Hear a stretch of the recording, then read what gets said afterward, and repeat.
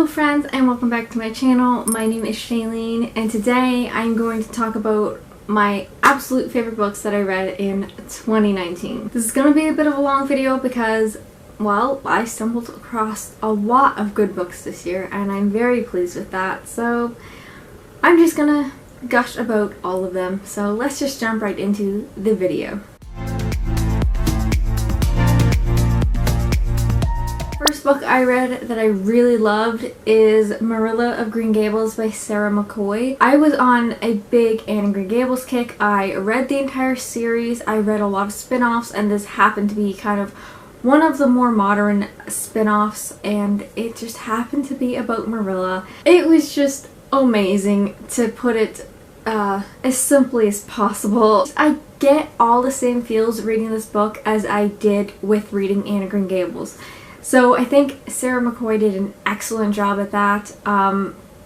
Basically in this book we have so many of our questions that we had about Marilla answered. We know what her parents are like, we know what her relationship with John Blythe was like, why they didn't get married, we know why Matthew didn't get married, the story behind the amethyst brooch, how Green Gables got its name. Like, it's wonderful. I absolutely love this. I treasure this book, and it's definitely something I would totally reread anytime that I'm rereading Anne of Green Gables. This is a book I would reread along with that. It's a wonderful book. I really love it.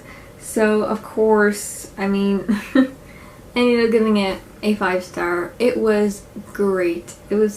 Yeah. So the next book is Crocodile on the Sandbank by Elizabeth Peters. Now, this is an Amelia Peabody mystery. I've been wanting to read this book for forever, and I finally did it in July, and oh my god, it was amazing. I'm in love. So it's basically this Victorian woman who inherits a lot of money and decides to go traveling around the world, and she ends up in Egypt. She meets a woman and they become traveling companions. And then they go sailing down the Nile together and they meet up with the Emerson brothers who are conducting a dig. And, well, there's a mummy that's haunting the dig site, and yeah, there's plenty of stuff going on. There's lots of mystery, there's lots of drama, and there's also some romance. And I just love these types of books. Like, these books are just so fun to read. You don't have to review them critically. You just sit and you read and you're just having a good time. And yeah, I am definitely 100% going to be continuing with this series because I just love Amelia Peabody as a character. I love the settings. I love the little mysteries. They're so fun. So yeah, definitely a 5-star, obviously. And the next book that's a favorite is one that's actually probably quite similar. This is Cocaine Blues by Kerry Greenwood. This is the Franny Fisher murder mysteries. I have seen the TV show. I love the TV show so much. It's one of my favorite shows of all time. Reading these books, it takes me back and it gets me to re-experience Franny Fisher all over again, except in a bit of a different way because obviously this is the book. And it does differ from the show in some ways, and yeah, I love reading these. Like, they're just so fun to read, and I mean, this is incredibly short, so yeah, it's a favorite. I love it. It has a great mystery, and the mystery is quite complex, I find, with the Miss Fisher murder mysteries. Like, sometimes I find them hard to figure out a little, which is a bit surprising because I'm pretty good at figuring out murder mysteries. But yeah, I love this. I definitely will be continuing with this series as well. So I read another L.M. Montgomery book this year that I wanted to read for a while now. I read Blue Castle by none other than Lucy Maud Montgomery. So in this here book, Valency is this here 20-something, 30-something, and she's basically at, home. Her mother and her aunt basically control her life. She doesn't have a life of her own. She's a spinster. Nobody wants to marry her. Her family makes a mockery of her. And so one day, Valency gets this devastating diagnosis, and she decides to go and live her life the way that she wants to live her life. So she ends up moving in with this here really old guy who's kind of like, he's not the best morally upstanding guy in the community, basically.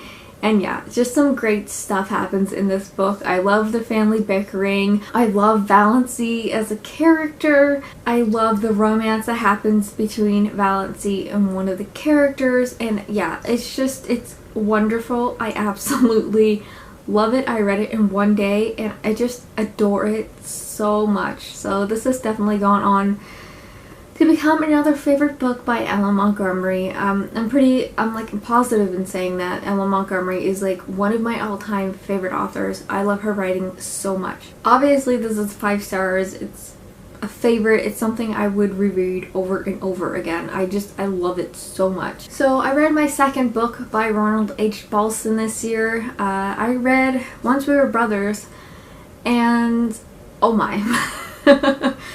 The feels, and the tears. So this is basically a dual timeline book. So you have a man who accuses this here very upstanding Chicago citizen of being a former Nazi prison, commander, guard, whatever, something like that. And he accuses him of being that. So he recruits the help of a lawyer and a private investigator, and they look into this guy, and then everything's laid out, and this man basically tells his life story throughout the war and all that. It's such a great book.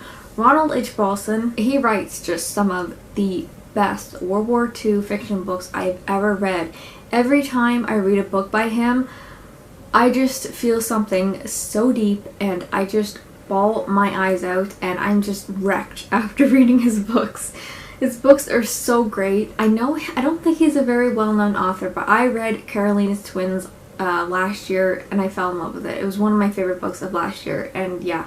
So obviously, this is a favorite this year, this whole series. I have 2 more books in the series I need to read, and one that I need to buy.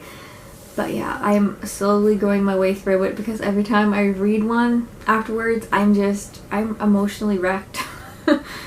But it's a favorite. They're so good. So another favorite this year is Gone Girl by Gillian and Flynn. I had really bad luck with thrillers this year until I read this one. This is about a married couple, and basically Amy and Nick are having some marriage troubles. On their 5th wedding anniversary, Amy goes missing, and the police begins to suspect that Nick may have had something to do with it.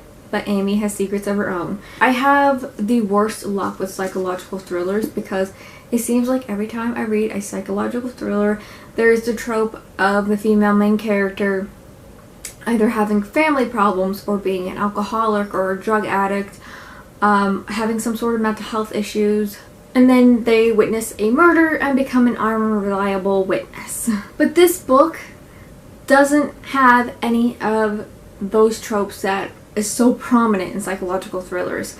This book is just it's so genius. It's so genius. It's so twisty. It's such a smart book. This writing is just perfection. This has become an all-time favorite when it comes to psychological thrillers. I don't think any other psychological thriller could beat this. I just love this to death. The roller coaster that this book made me go on is indescribable. Like, it was a crazy ride reading this, and it's the type of experience you should get when you're reading a thriller, and it was exactly the right one. It was, yeah, 5 stars, obviously. If you haven't read this, please read it. It's amazing. Truly Devious by Maureen Johnson. So I think I read this back in May. I was skeptical going into this because I was having such bad luck with YA in the beginning of the year until I read this one. We follow Sadie, and she is a true crime fanatic. She wants to be a forensic crime scene person. Excuse my brain fart. So yeah, she gets accepted into Ellingham Academy, and in the 30s, Ellingham Academy was this here place where this here eccentric billionaire or millionaire or whatever basically had students who were extraordinary, very gifted, very smart. They would come to a school and study whatever they want so they could succeed. And so in the 1930s, the Ellingham murders happen at this here academy, and his wife and daughter were kidnapped and murdered. The murderer left behind a note signed Truly Devious, thus naming it the Truly Devious Murders. It became unsolved and a cold case. So Stevie goes off to Ellingham Academy to finally solve the cold case while attending school there and while many other things are happening. I love this book, but I'm beginning to have issues with the entire series. So I need to separate this book from the rest of the series. If I just talk about this book on its own, I absolutely love it. I love the dual timeline and the flashbacks. Like, you get flashbacks to the 1930s where, you know, the kidnappings took place. You kind of get all the backstory and the insights to all the other characters that were there, that experienced that night. And then we get to see Stevie as she's going to this school and learning more things about the case that she maybe previously didn't know. You know, she's making friends, she's having fun, and then there's other mysteries happening. Like, it's just so good. This is one of the best YA mysteries that I've read in a while, and I just absolutely adore it.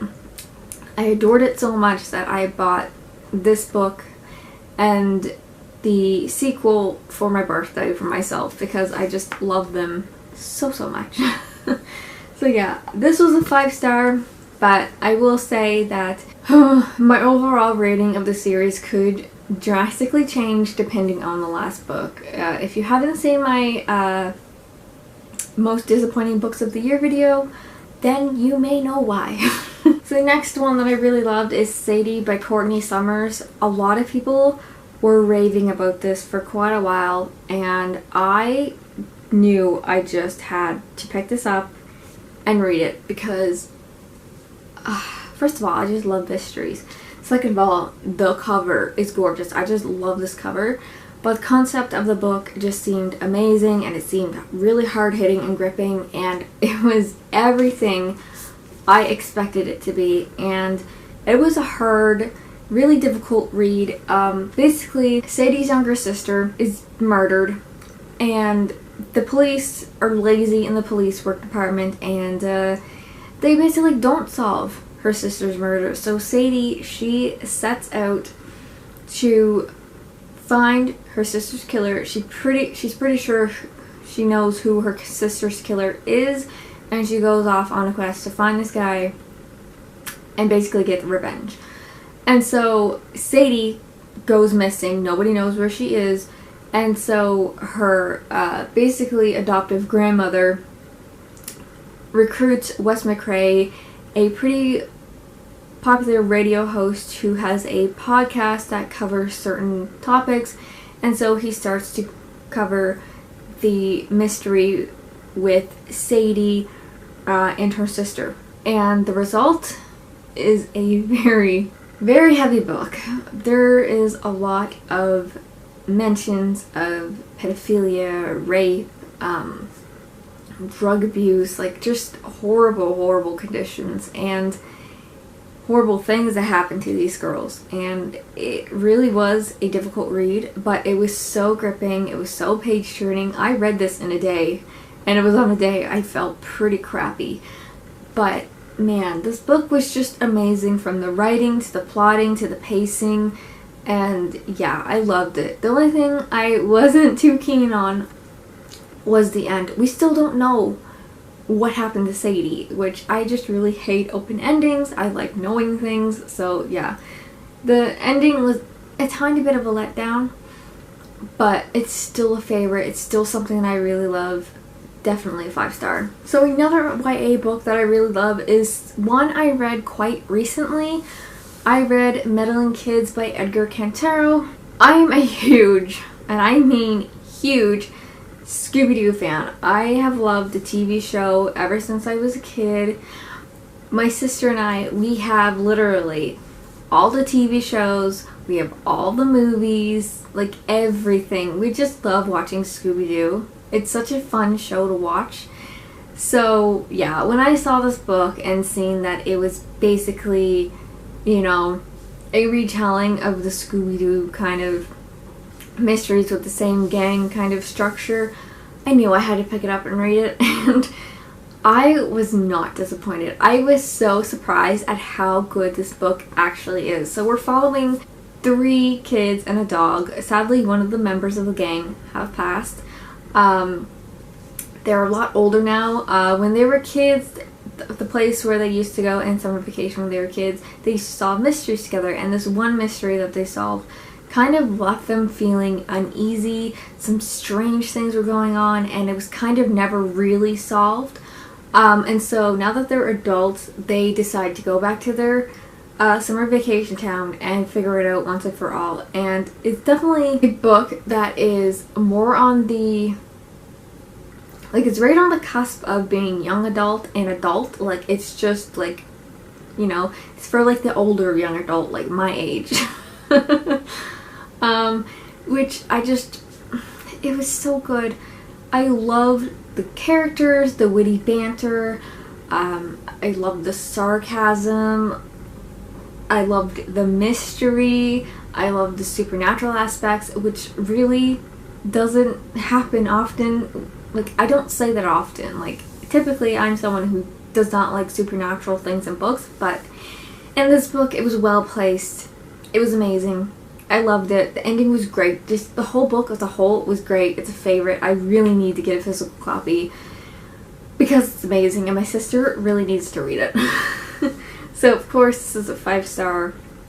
I just loved everything about this. It was so good. You guys know I love nonfiction, and this year I did read quite a bit of nonfiction, and this book that I'm about to talk about that I had for a while, it was just sitting on my shelf, and so I decided to finally pick it up at the beginning of the year. And, well, I just loved it. So I read The Velocity of the Monkey God by Douglas Preston. Now, this is a book that basically chronicles some archaeologists and just kind of almost like they're citizen scientists, but not quite, just guys that have some money and the means. And they basically find a lost city in the jungles of Honduras. And it's amazing. It's mind-blowing what archaeologists can now do with technology, and what this technology is allowing them to see and find. And oh my god, this book had me hooked. I was turning page after page after page. I did not want to go to bed reading this. It was just such an engaging tale of exploration and what these scientists went through to find this city.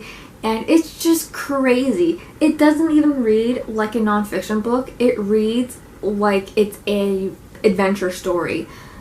And it's amazing. It's just, if you love archaeology and exploration and adventure books, you really need to read this because it's just incredible, and I love it so much. It was so good. One of my favorite nonfiction books of the year, hands down. Skin&Earth, Volume 1 by Lights. So, Lights is a pretty big pop star here in Canada. I believe she does some shows around the States as well. But yeah, I have been a fan of her for over 10 years now. I love her music, and so when I seen that she was coming out with a comic, I'm like, that is so cool. So, at first I bought the digital editions, I read them, I loved them so much, so then I decided to buy a physical copy, and I read the physical copy like as soon as I got it. Yeah, it's just, this book is amazing. I don't read many graphic novels or comics, but this one is just amazing. I love Lights, I love what she's doing, I love that she has so much talent that I'll never have. And yeah, so the story is actually pretty good. Basically, you're following a few people who are basically in this here post-apocalyptic world. Things are pretty bad with the environment, and we basically follow N as she gets her heart broken and then falls in love again and then gets her heart broken again. And yeah, there's just so much going on in this little novel, but it's so great and the art style is incredible. What's also so genius about this is that Light constructed her album to go with this graphic novel. So you can literally listen to the album while you're reading this, and the songs will play in conjunction to the chapter that you were listening to. And it is so genius, and it is so cool, and it's such an immersive reading experience, and I loved it. And I'm also going to be rereading this again in December, so it'll be my second reread of the year and my third reread overall. It's a favorite. I love it to death. So another nonfiction book I read that utterly blew my mind is Deep by James Nestor. So you guys know, I've talked about it before, but I love the ocean. I love sharks. I love the sea. I love whales and dolphins. Like, I love the ocean. I feel spiritual connection to the ocean. I just love it. So I read this book thinking, yeah, it's just going to be about free diving and, you know, we're going to learn the physical processes behind free diving. But no, this book is so much more. We get to learn about things about the ocean that I honestly really did not know a whole lot about. So the author, we follow him as he, you know, goes around the world meeting these scientists. He meets scientists in Reunion Island who are trying to help stop the bull shark attacks that are going on, trying to develop technology that can help humans cohabitate with sharks while also not getting bit. Then we follow another scientist as he's trying to decode the cetacean language, so the language of dolphins and whales, through a series of clicks and stuff. So yeah, and then we get to learn a lot about like dolphins and their echolocation and all the amazing abilities and things that they have that is just mind-blowing and feels so futuristic, and it's just crazy. And yeah, this book just blew my mind. This was one of my favorite nonfiction books of the year. Yeah, I just, my mind is still blown from this book, and I enjoyed reading it so much. It is so good. If you are interested in the ocean or anything like that, pick this up, read it. You'll probably end up enjoying this so much. So these last two books I'm talking about, they're probably tied for last as being my two favorite books of the year. So I'm just going to talk about one of them first. This is The Water Cure by Sophie Mackintosh. I don't know if I've talked about this enough on my channel, and I probably haven't, but I'm going to talk about it again so that you guys can read this and see the genius that it is. We are following three sisters as they are on this here isolated island with their father, King, and their mother. King gets killed. Their mother kind of go missing. They don't know what's happened to her. This is a post-apocalyptic world where women are raised to fear men. And so these three men end up showing up on the island, and the three girls have to learn how to cope with that. And yeah, this book, oh boy, I am so excited I get to reread this in December.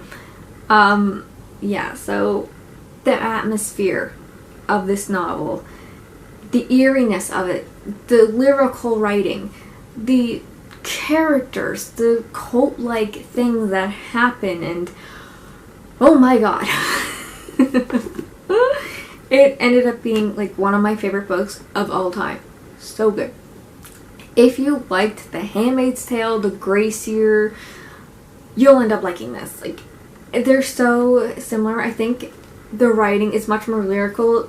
If you like Madeline Miller's writing, you'll probably like this as well. It's very flowery and flowy and lyrical, and it's just gorgeous. So yeah, you guys need to read this. If you haven't, what have you been doing? You need to read this. It's so brilliant, and I love it. You even have a quote from Margaret Atwood herself on it, saying it's a gripping, sinister fable. So I mean, if that doesn't get you to read it, then I don't know what will. And of course, one of my most favorite books of the year that honestly I probably haven't shut up about, Recursion by Blake Crouch. So I originally received an arc of this to read. I read it, I fell in love with it. My brain felt like it was turning to mush after reading it, but that's how you know you've read a spectacular book. How do I even explain the plot of this? So Barry Sutton is a New York police officer. He responds to a call of a woman who has was it FMS syndrome or false memory syndrome, and she basically commits suicide saying, you know, this isn't my life, I'm having all these memories, blah blah blah. She commits suicide. Barry's very shaken by it, and then some things happen with that. And then we're also following a scientist by the name of Helena Smith. She is trying to find a way to map the memories of people with Alzheimer's before they lose the memories, and so thus she needs funding. And so this here really rich millionaire guy, Marcus Slade, kind of recruits her, sends her to this offshore oil rig that's set up as this big fancy scientist lab, and there she creates the memory chair, which basically allows you to do some timeline jumps, aka time traveling, and it's just crazy. But oh my god, this book is amazing. It blew my mind. My mind just felt like putty afterwards because it was so mind-blowing. And yeah, this is a very science fiction heavy kind of thriller. And so, I mean, if you don't enjoy scientific jargon, this might not be for you, but where I love like reading about physiology and neuroscience and all that type of stuff, I found this incredibly interesting, especially the parallels to space-time relativity. It was just mind-blowing. Oh my god. It was so good. Yeah, that's definitely one of my favorite books of all time. It'll probably never ever ever ever leave that spot. What else can I say about it? It's amazing. If you haven't read it, you need to read it because it's just incredible. Those were all of my favorite books of 2019. I'm very happy with all the favorite books that I have this year. I read some books I've been meaning to read for a long time, and I found some great books and some great authors this year. So I'm super hyped about that. So if you guys enjoyed this video, you can go ahead and give it a thumbs up and subscribe. I'll leave the links to my Instagram, my Goodreads, and my Twitter in the description below. And I hope to see you guys next time. Bye!